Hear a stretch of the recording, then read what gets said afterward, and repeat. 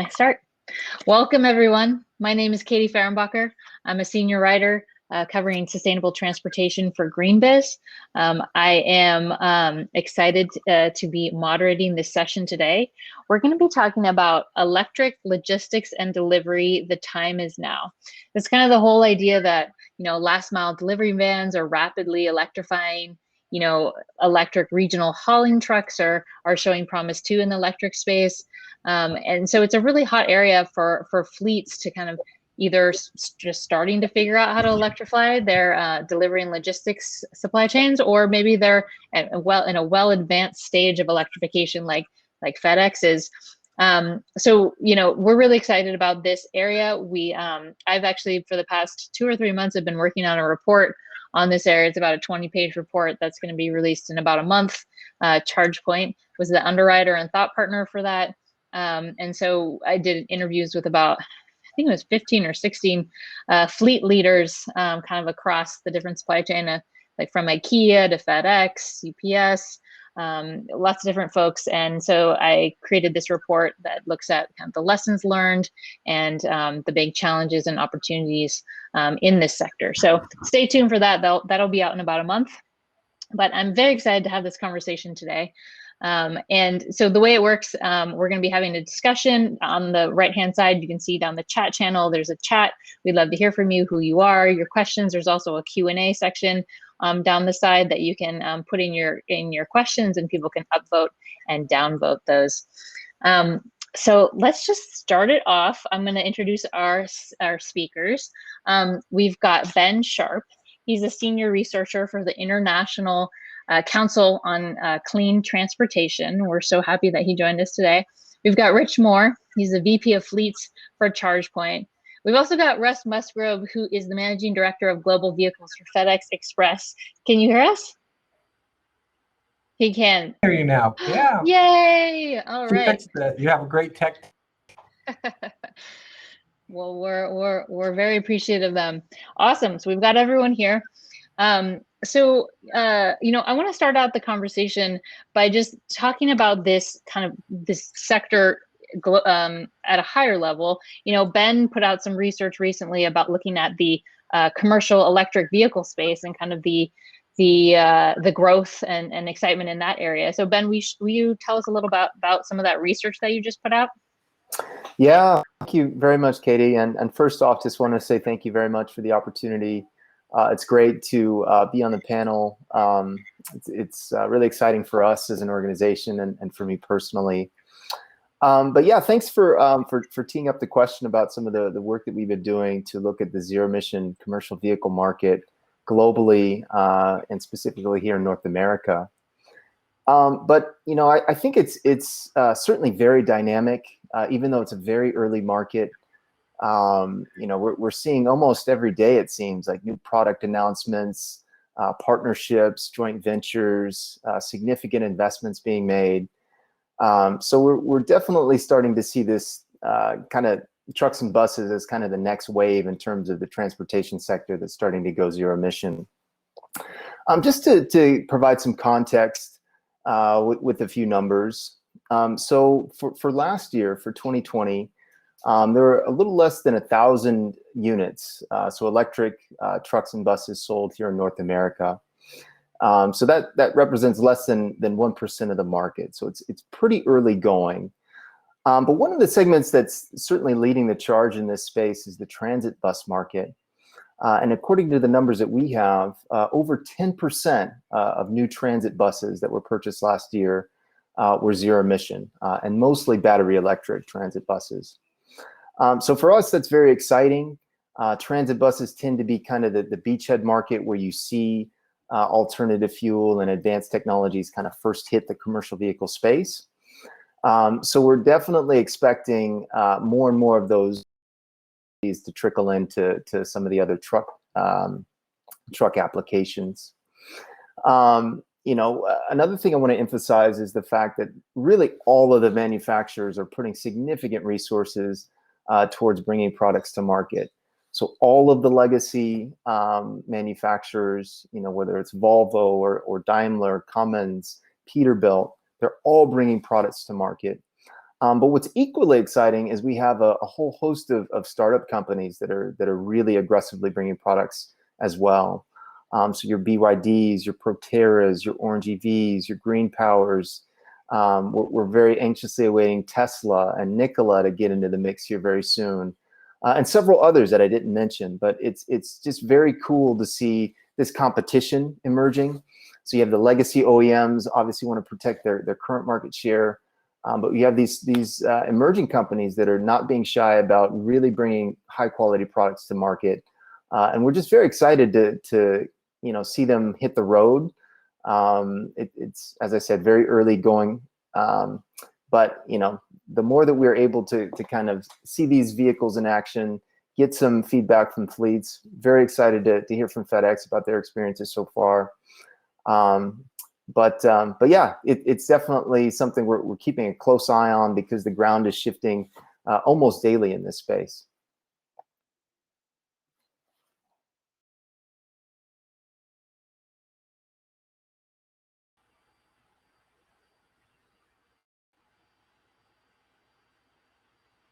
Katie, you're still on mute.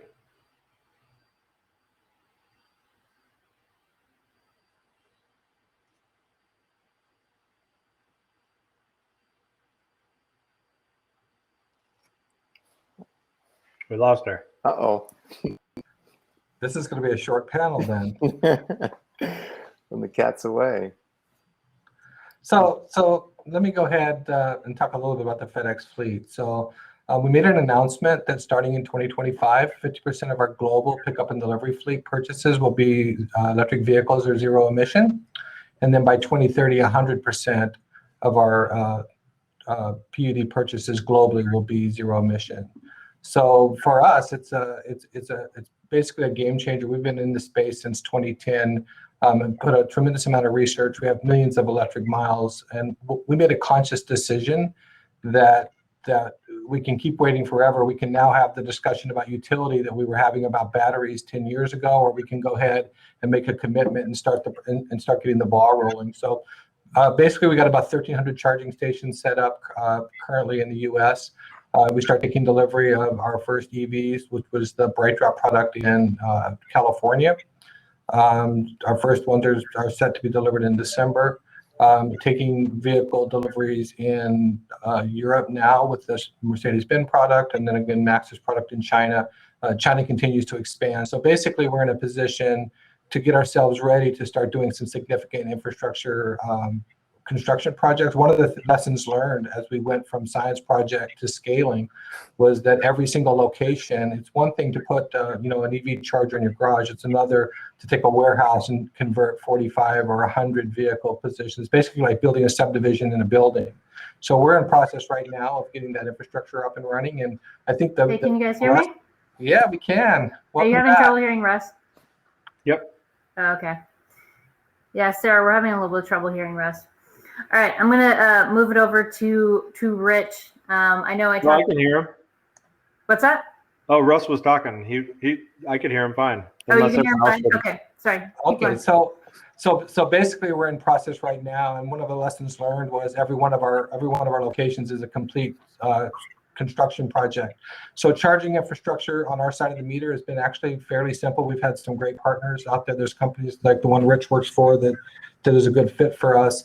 And then there is the utilities that are really interested in expanding utility infrastructure. So we're quite blessed there. But consuming between 5,000 and 6,000 electric vehicles by 2025, and then pushing that up to 10,000 to 12,000 after 2025 is going to be a heck of a challenge. And we've just made a conscious decision from the TCO perspective. It's just the right thing for us to do. That makes sense. In terms of Rich, are you finding the same thing when you're talking to fleets that kind of TCO is one of the main driving factors? Yeah, I think it's exactly what Ben spoke about, and Russ. It's when I look at kind of the four things that we're looking at for last mile delivery fleet or commercial fleet, it's TCO is obviously one of them, and what's the total cost of ownership it's going to be to deploy those vehicles in the infrastructure.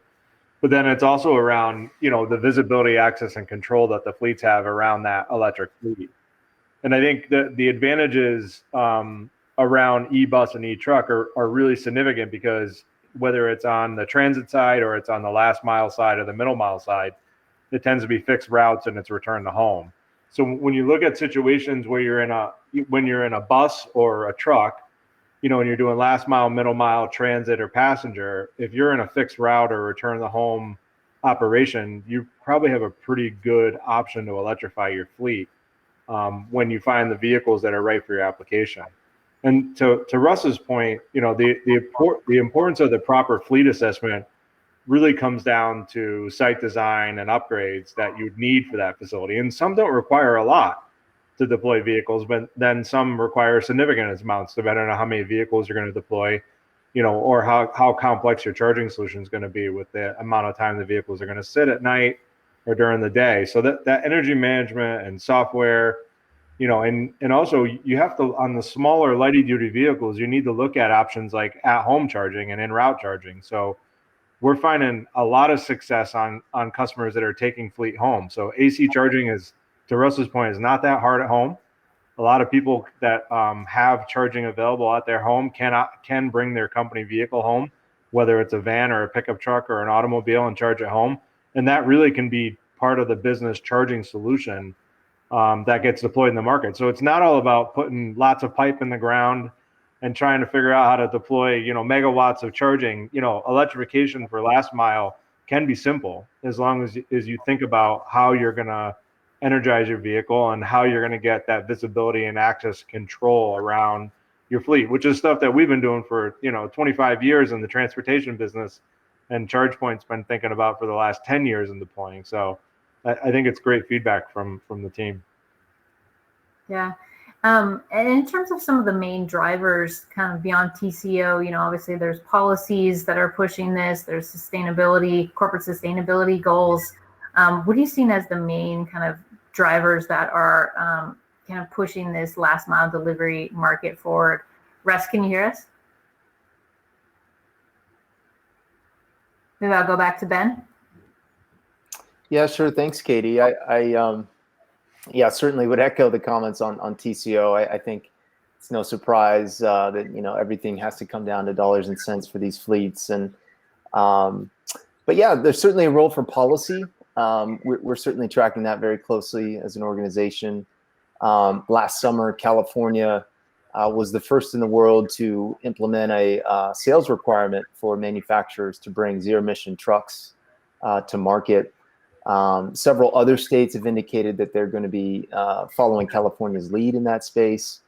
So certainly seeing leadership from the states and provinces in terms of regulatory action. Certainly lots of incentive funds, both for vehicles and infrastructure, are certainly very important, and certainly can help to make the business case, you know, particularly in the early days. But, you know, for me, I think that, you know, to see the large scale really transformation that's going to be needed over the next couple decades, you know, fleets, they trust each other and themselves more than anything. So it's all about the trucks actually performing the mission and, you know, providing value for them and for their customers. So, you know, I think that, you know, it's pretty reasonable to assume that, you know, we're just going to have these trucks be successful. And, you know, word of mouth is extremely powerful in the trucking industry. It's for the most part a pretty conservative business, you know, fairly high competitive, very low margins. So, you know, with any new technology, there's going to be, you know, somewhat of a deliberate ramp up. So it's very interesting to see, you know, policymakers, environmental groups want to see zero emission trucks right away. And industry is wanting to be very deliberate, make sure these trucks and you know, the refueling and recharging infrastructure is in place and can work and make sense. So there's this tension there. And I think it's very interesting to see, you know, the pace at which the industry is going to change. I think is going to be dictated by those two factors: is how fast policymakers want to go versus how fast the industry can actually accept these new technologies. Yeah. One question around the Q&A chat channel, interested in driver experience. Rich, I know that you've had a long history working close with drivers at Ryder and now at ChargePoint. What's the experience been from some of these delivery and logistics drivers switching to electric trucks? The drivers love the vehicles. The feedback has always been extremely positive, and I've seen it at the very early stages of electric vehicles, and I'm talking almost 8 years ago when we were deploying pilots, actually with Russ years ago, some of the first electric vehicles. The drivers love the vehicles. I think with training on some of the earlier vehicles, it eliminated some of the problems. And then certainly on later models with regenerative braking and one pedal driving, and the design of the vehicles are really being catered to the driver now. I think that's the biggest innovation that we're seeing in vehicles now. And most of the conversations I was in at Ryder had more to do with how is the driver using that vehicle and less about the vehicle itself around what it can do. And that's a big change in the industry, especially in the last mile space and the final mile space, because my last career for the last 25 years, we focused on, what is that driver experience in those vehicles that we're buying from the OEM, because we rely on those customers. And that's a big shift. And I think it's a positive one for the electric vehicle industry on the commercial side. Yeah. I also, during the report interviews, I kind of talked about, I interviewed folks and discovered some kind of these secondary benefits. They're not secondary from the perspective of the beneficiary. So like cities in urban areas having cleaner air, but also a quieter experience in neighborhoods when delivery packages, or companies that are doing deliveries that can do them at night now that the driver experience is more quiet. Have the two of you kind of encountered some of those benefits that aren't necessarily driving this market, but are these kind of secondary things? No doubt. I mean, Russ or Ben can go first if you want. Can you hear me now? We can hear you. Yay. So actually, yes, one of the things, user acceptance, a key component, but actually, I like to tell people the fact that the vehicle is electric is not relevant to the fact that it's a good truck, and the drivers absolutely look at it that way. I will say that our experience from a driver use perspective has been extremely high marks, higher than any of the other vehicles that we have globally. It's kind of off the charts.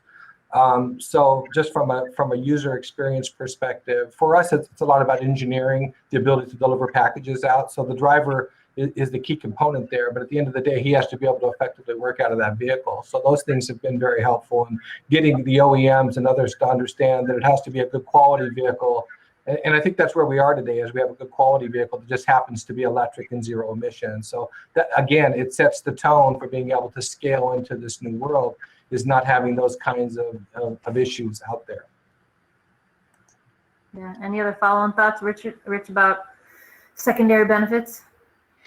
No, I think it's how that truck incorporates into the route that it's doing. So I was up in Boston 2 years ago doing a delivery in a route vehicle in Boston and through the universities there. And one of the things that was kind of interesting is the universities wanted to understand how they can participate with that electric vehicle making deliveries to their school system. And they were willing to put in charging, to support that customer that's doing deliveries, they're in the office supply business.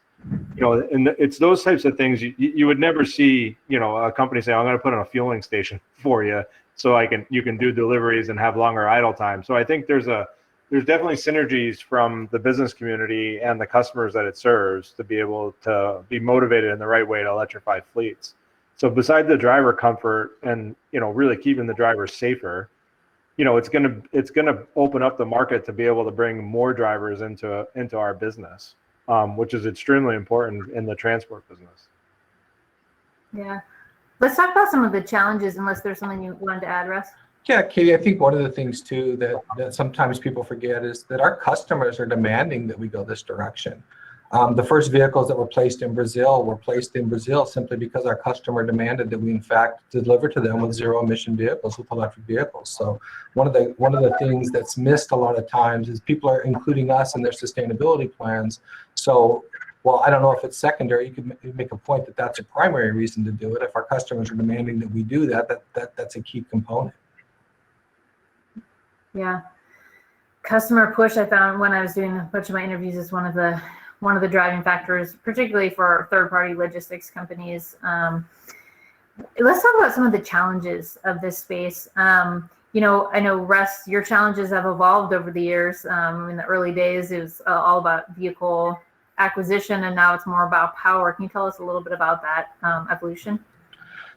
You know, just lessons learned. When we were doing small pilot programs, it was actually almost no issues with infrastructure at all. And it was really about just running miles and getting experience with the vehicle. But now what we're finding is that we've kind of sorted out the charging infrastructure discussion. Again, it's a little different in that we're putting in, you know, hundreds of chargers in a building as opposed to 10, 15, 20 chargers in a building. But at the end of the day, one of the things that we're struggling with around the world, not just in the US, is frankly utility companies. There are some that are very actively involved and want to use electricity as a vehicle fuel and get it. And then there's some where the PUC, the Public Utility Commissions, are a little hesitant, making arguments, for instance, of free rider, where them supporting us provides their other customers an expense. So they're not getting an equal benefit to us being a part of that supply chain.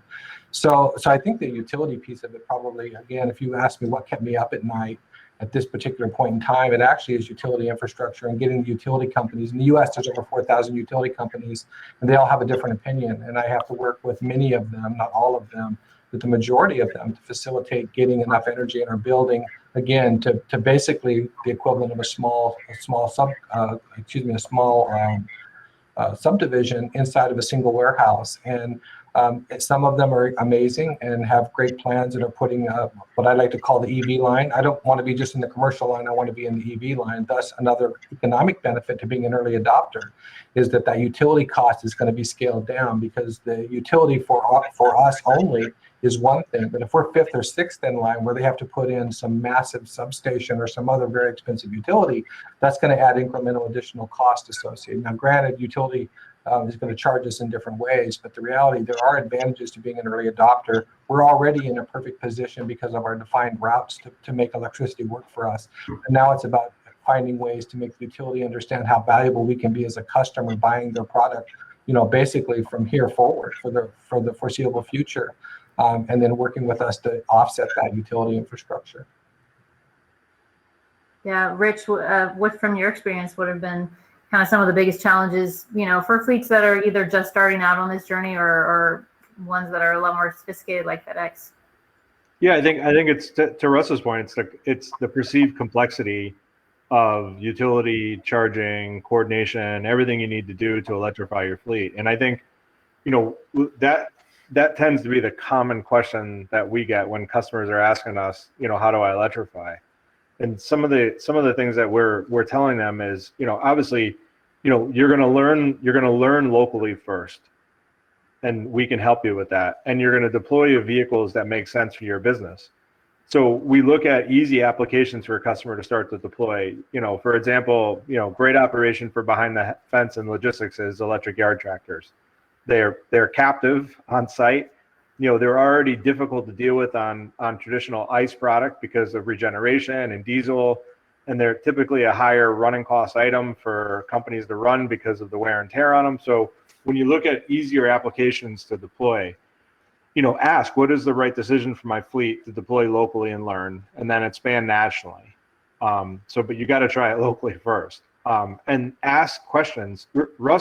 Russ has been doing this for a long time, and he's been asking these questions for many years. So there's tons of articles out there on what questions you should be asking, you know, when you want to deploy electric. And it's the same questions that we've been learning together how to ask for the last 10 years in doing this. It's, you know, what is my utility access? What do grant incentives look like?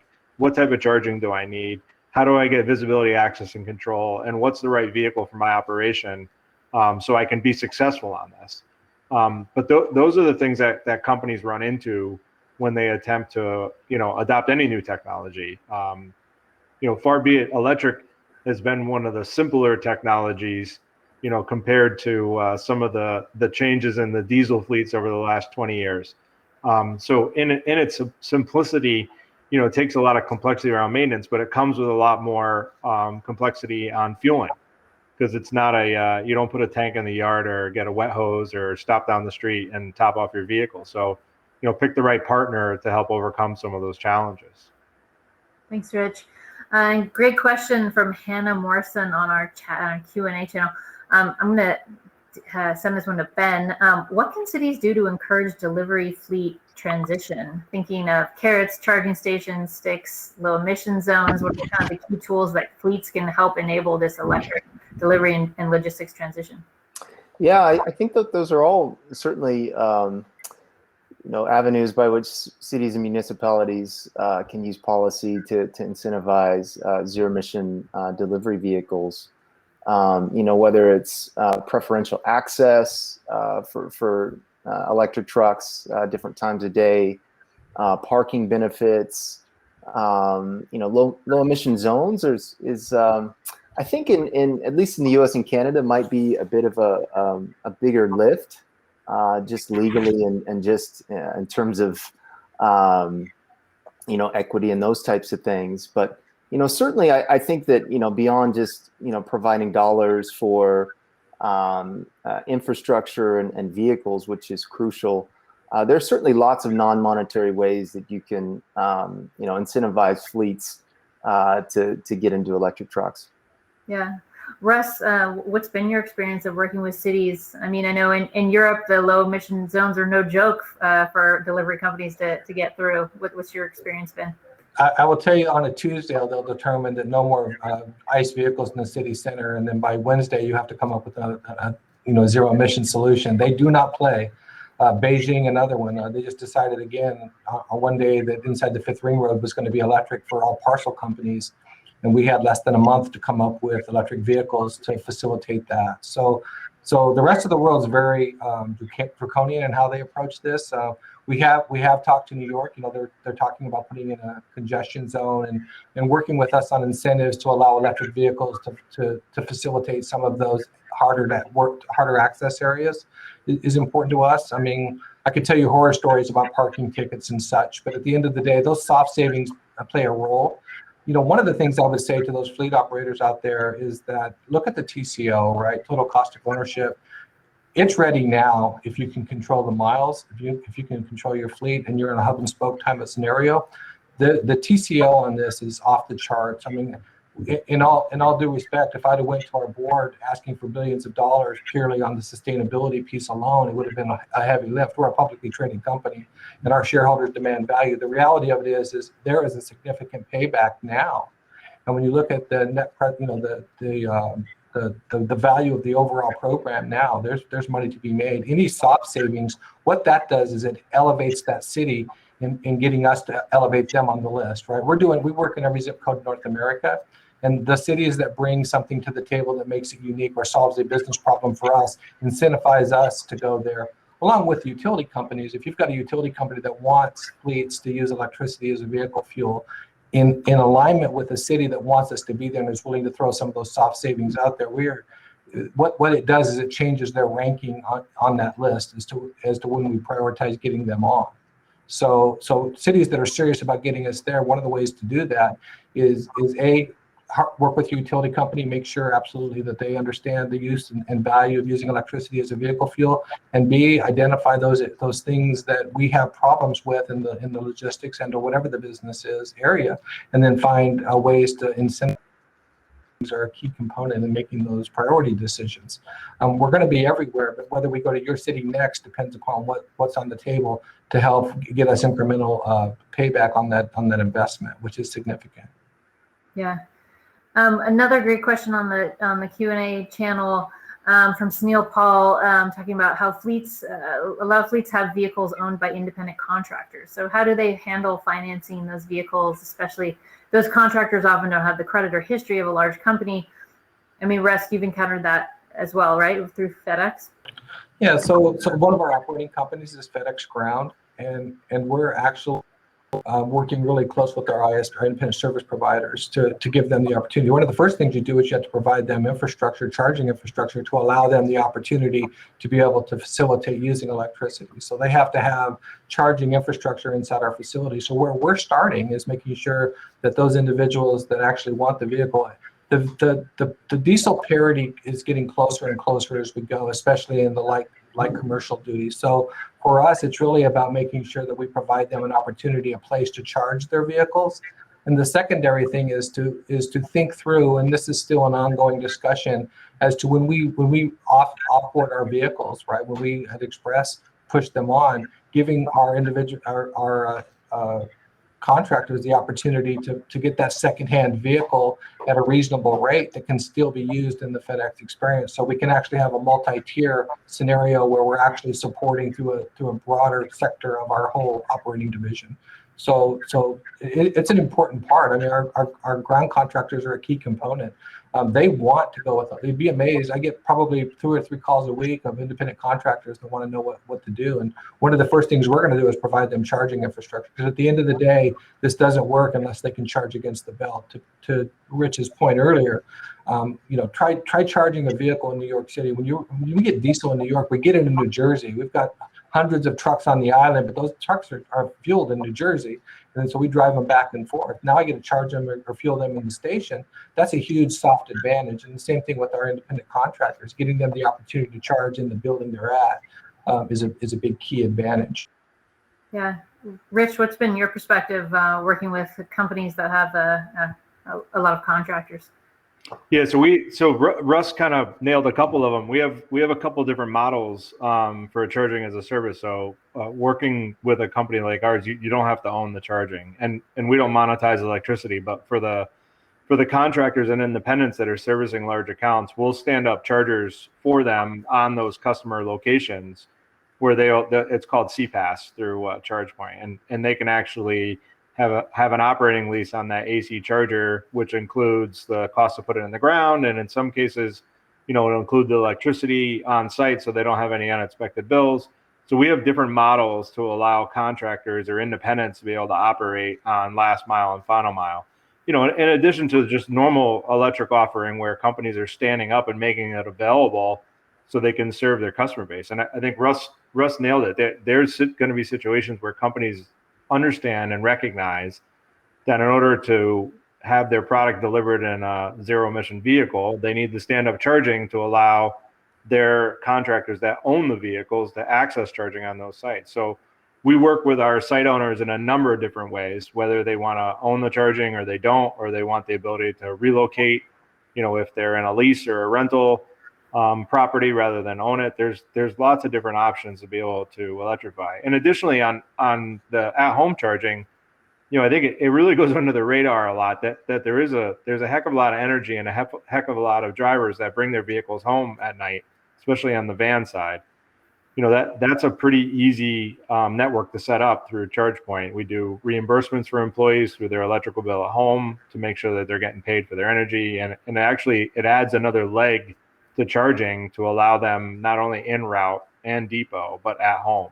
So there's tons of options available to help companies that are using independents or contractors. Yeah, I know when I was doing the report interviewing IKEA, they don't own their own fleet. And so they have been really keen on working with companies that can do kind of truck sharing services for third-party logistics providers. So they invested in a company in the US called Fluid Trucks. They're bringing that model here, and they first did it in Shenzhen, I think it was. So there's lots of different innovation happening around that space. Rich, there's one other question from you I thought would be good for you on the chat channel. How are fleets calculating residual value for EVs and last mile delivery compared to ICE? Is there a comfort level that residual value is not a significant risk? Russ doesn't worry about residual value because he runs them until they're completely gone. So no, it's a fair question. So I mean, on the diesel fleet, I did this for my career, in a business that always counted on what was going to be the residual of that vehicle. So when it went to the second party market, that we knew what that vehicle was going to be worth. And I think with electrical vehicles, I think you're going to run the vehicles longer, first off. So there's going to be a longer life. So I would expect because of that longer life, you're going to have a lower residual on that vehicle at the end of life. So, and you should expect that you should be able to get a longer duty cycle out of that vehicle because there's less parts and maintenance associated with it. And when you run that vehicle longer, it's going to be worth less at the end. So I think you need to account for that, especially at early adoption. But I think when you see larger deployments of vehicles, specifically from the major OEMs, yes, you're going to start to see better residuals on electric vehicles at a percentage of NVI, that is more comparable to what you're going to see on diesel and gas vehicles. But it's going to take some while for products to get into the market to be able to price that accordingly. So it's tough to jump to what's the vehicle going to be worth in 5 years when it's only been out for a year. So I think plan on holding on to that vehicle for a while and plan on using it for its usable life. And I think you'll put the residuals at what you feel is safe, that if you do need to dispose of that vehicle, you're going to make sure you're getting out even on it. Yeah.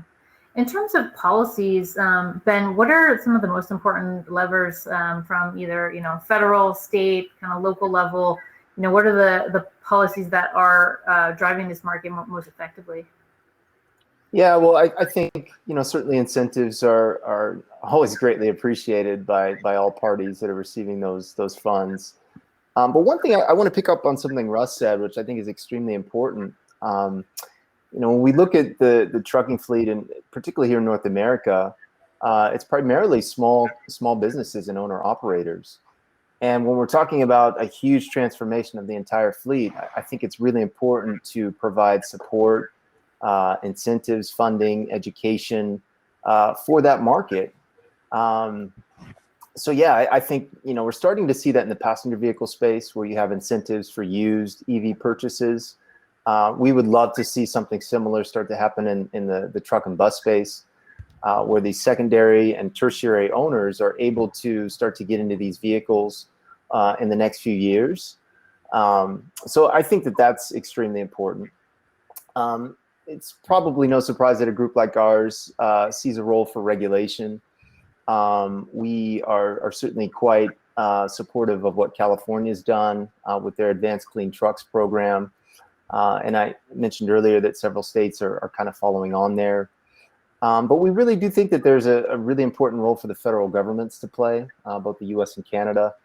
What that looks like, whether it's a zero emission vehicle regulation itself, or if you're driving ZEVs into the market with very stringent CO2 and fuel efficiency standards.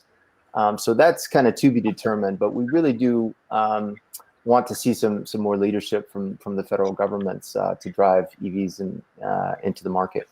Yeah. Any excitement from any of you about how Biden's going to be electrifying potentially the federal fleet? Does that do anything for the market? It's a heavy lift, Katie.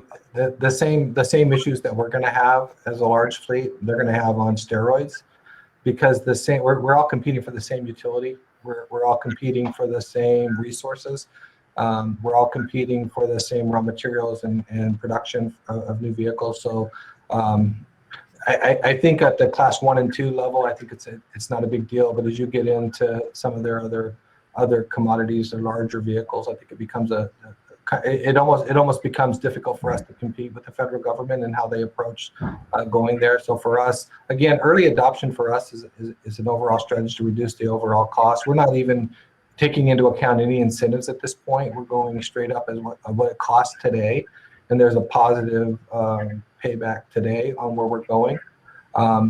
Again, I think it's super important for us all to work together. I probably talk to the DOE more today than I have in the last 10 years.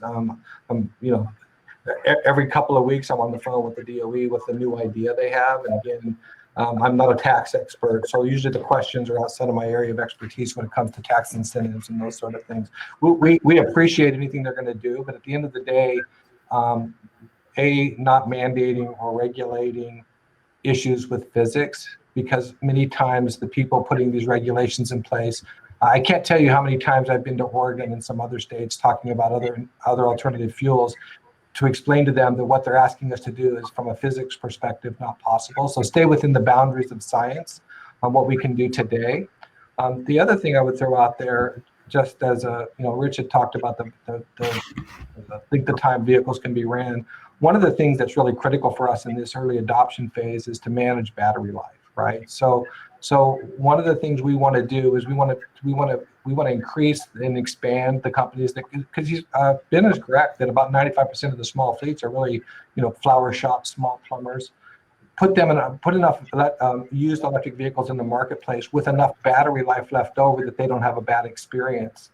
And there's also infant mortality for us to worry about. I actually had worked with Rich in a previous life on strategies associated with taking those vehicles and getting them back out into the marketplace. So I think we're very blessed at FedEx, being a company large enough to be able to do a project of this scope and scale globally. But at the same time, we want to manage regulation, and we also want to make sure that we need everyone on board. It doesn't do us any good to be a lone ranger. I want every single company out there to be on board. I want to compete for utility resources. I don't know that I want to compete with the federal government, but I want to compete with other private companies and public companies to facilitate pushing this technology forward at a very rapid rate. The faster we move this forward, the sooner we get to that middle ground, the more economic sense this will make. This is actually a no-brainer from a fleet perspective. As a fleet operator with hundreds of thousands of vehicles on and off-road around the world, I will tell you unequivocally electricity is the right fuel for us to use. And the total cost of ownership is there today. I just got to convince everyone else to go ahead and make the move. I think what you'll see is once this starts off, you're going to see a lot of fast followers, and we want to support that. We definitely can't lift this alone. We want as many people on board as we can possibly get. Thanks, Russ. There's a question for you on the chat channel too from Chris and Tom about e-bikes for last mile delivery. How important are e-bikes in the FedEx fleet? I'm spending hundreds of thousands of dollars on e-bikes around the world. I will tell you there's a place for them. It's very niche, right? One of the problems with bikes in general is the sidewalk is for walking and the street is for driving. And in the US, we've not done a really great job of putting in a place for bikes. So it takes a lot of special regulation and a lot of working with cities for us to be able to facilitate park the bike, those sort of things. We have pilot tests all around the United States and Canada, all around Europe, doing city logistics types of programs. So e-bikes does have a place. I will say that since it's 1 for 40 from a utilization perspective, it takes a lot of e-bikes to make up one van. So it's not a really great fit as a 1-for-1, but I'll tell you, it's made a difference in some of the cities that have vertical markets, and there's definitely a place for it. So we're really expanding our overall e-bike fleet at a really rapid rate. I anticipate over $1 million in spend in that space by the end of next year. I mean, it's growing. New York started off with 1, and now they've asked me for 20, and they're not cheap. It's not your mom's bike. We're not putting out a little daisy bike out there. They're very expensive, but at the end of the day, where they make sense from a productivity perspective, they're actually a very efficient way to deliver packages in the larger cities. Yeah, and we only have about 1 minute left. But kind of wanted to talk very briefly about how electrification of delivery and logistics is enabling some more type of energy innovation and clean energy. I know, Russ, from your perspective, you guys have been looking into some microgrids and things like that, stationary storage. Has that kind of unlocked a broader kind of thoughts about clean energy and energy innovation for FedEx?